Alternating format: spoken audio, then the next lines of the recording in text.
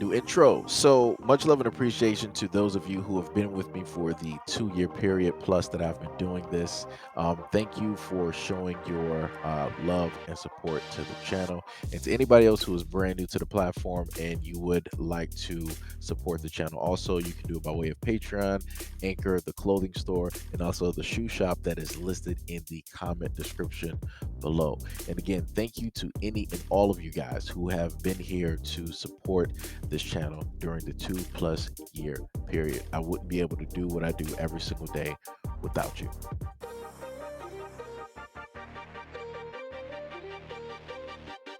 Hear me clearly. America is not a racist country. We need to address, well, first of all, no, I don't think America is a racist country. And this story has been brought to you by racism. Racism is accepted wherever true Americans are. Perfect. Nearly all the people arrested by a Beverly Hills police task force over the past year were black, and this is according to a new lawsuit which alleges egregious racial profiling in the wealthy California city. The complaint, filed Tuesday by the prominent civil rights lawyer Benjamin Crump, alleges that out of 106 people arrested by the Beverly Hills Police Safe Streets Task Force, 105 of those were black and one was a dark-skinned Latino person. Between March 2020 and July 2021, the unit unjustly stopped and arrested black civilians who were roller skating, scootering, driving, and jaywalking a few feet outside of the crosswalk.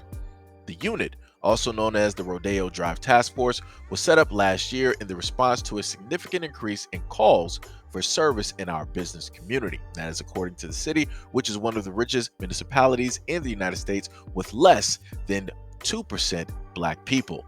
The plaintiff in the suit, which was filed as a class action suit, was Jasmine Williams and Khalil White, a couple vacationing in Beverly Hills last September. They stated that they've been riding scooters when the police detained them without reasonable suspicion or probable cause, stating that the officers demanded their IDs to run their names through a criminal database even though they hadn't committed a crime. The couple peacefully objected to the officers abusing their police powers and were subsequently handcuffed and arrested on multiple fabricated charges, also adding that the prosecutors later dropped those charges. The suit also cited an October 2nd, 2020 incident when the unit stopped Salihi Ben-Buri, who was then vice president of men's footwear at Versace and was holding a Versace shopping bag. Body camera footage from the incident shows officers following him and stopping him for jaywalking, with one saying, quote, "How come you did that? You didn't wait for the light." The officer immediately asked for his ID, asked if he had weapons on him, and then proceeded to pat him down and search him. Quote, "What's unfortunate is I literally designed the shoes that are in the bag." So I'm in Beverly Hills right now and I'm getting searched for shopping at the store I work for and just being black. Now what you're doing is you're making it completely different. To Yeah, what I you mean, just talked guys. about. You're making a completely So different you narrative. check my ID? What's going on? Do I have anything on my record? No, you're good to go. Shoot. I'm good to go. That's what I Yeah, thought. but listen. And I'm being searched. He also stated that after repeatedly making clear that he was complying and that the officers were making him nervous, when he got his phone out to record, one of the officers tried to discourage him from filming, saying, "Right now, you're being detained." The officer later released him. Ben-Buri posted footage of the interaction on Instagram. The suit also cited another incident in October during which officers stopped a black driver and a black passenger without cause and eventually let them go without citation. The suit is against the police department and Captain Scott Doling, who led the force, quote, directed his subordinates to seize, interrogate, use force, falsely arrest, and maliciously prosecute any African American who traveled on Rodeo Drive. Williams, the nurse who was stopped along with the passenger, stated that that day was very terrifying. "I don't want this to keep happening to anyone. It's not right." The city defended the task force on Wednesday, claiming that the unit was set up in response to merchants' complaints about burglaries, shoplifting, pedestrian and vehicle code violations, street gambling, public intoxication, marijuana smoke, and more. The unit recovered illegal firearms and uncovered unemployment fraud cases. Also claimed that Williams and White had been illegally riding scooters on the sidewalk and had provided false information to an officer, but their lawyer stated that the claim was false, which is why the charges were dropped. The city has not disputed the arrest data, including the lawsuit, and did not respond to questions about the figures. A spokesperson for the task force stated that that was no longer in operation. Bradley Gage, a local attorney also representing the couple, said it was wrong for the city to celebrate the work of the unit and ignore the extreme racial disparities in the arrest. These numbers are outrageous, and they are trying to justify it with a racial stereotype that black people commit crimes.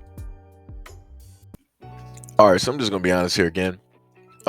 This is just further showing the fact that if we have our own, if we build our own neighborhoods, we build up our own blocks, and we come together collectively. Of course, not all of us, because everybody ain't gonna make it.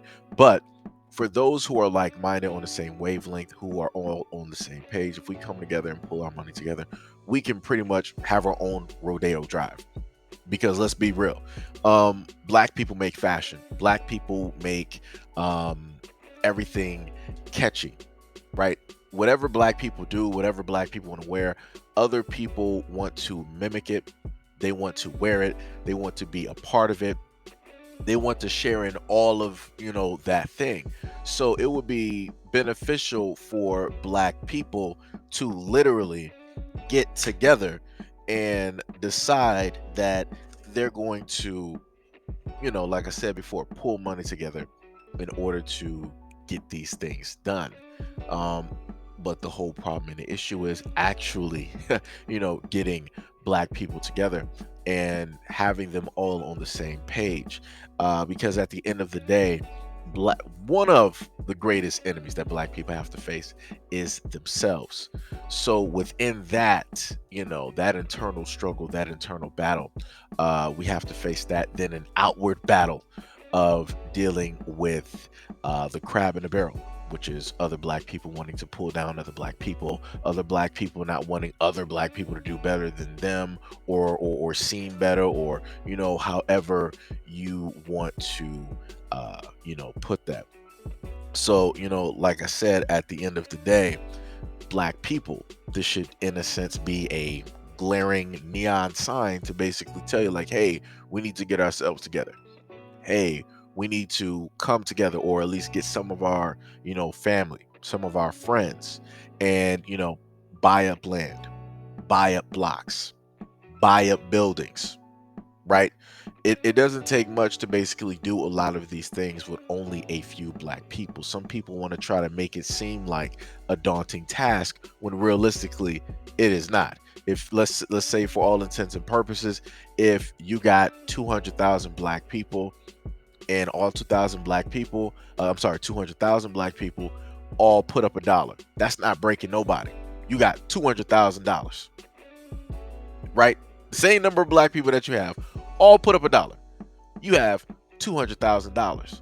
So just keep multiplying, just keep adding a different dollar amount to see what the outcome would basically be. You don't need a lot in order to, make waves. Realistically, you don't.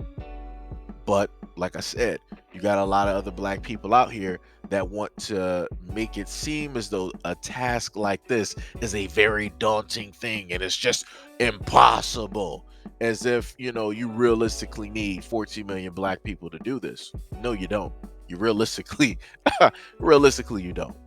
But as I stated before, you need to have like-minded black people that are on the same page, black people that aren't going to be led astray, or they're going to feel a certain type of way where it's like, okay, I'm all in right now, but no, I'm going to pull back out because I'm unsure, right? You have to get a lot of those type of individuals out. You can't have those fair weather individuals. You can't have those flip-floppy type of individuals where you just want to sit on the fence. I'm sorry.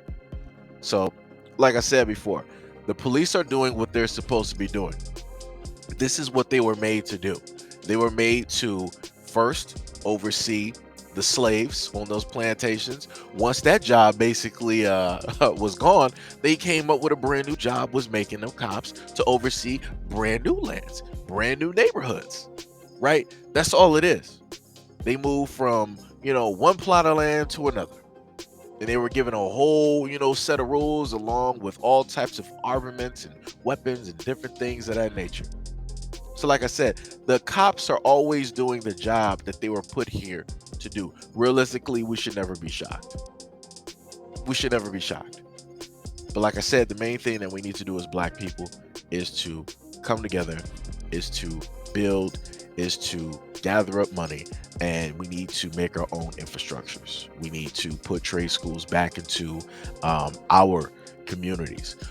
We need to do a variety of things so that we are not so dependent on other groups of people, and so that especially we are not so dependent on the government to do everything for us that we should be able to do for ourselves. But anyways, let me know what you guys think about this video and everything now listed in the comment description below. And as always, peace, love, and stay tuned for the next video.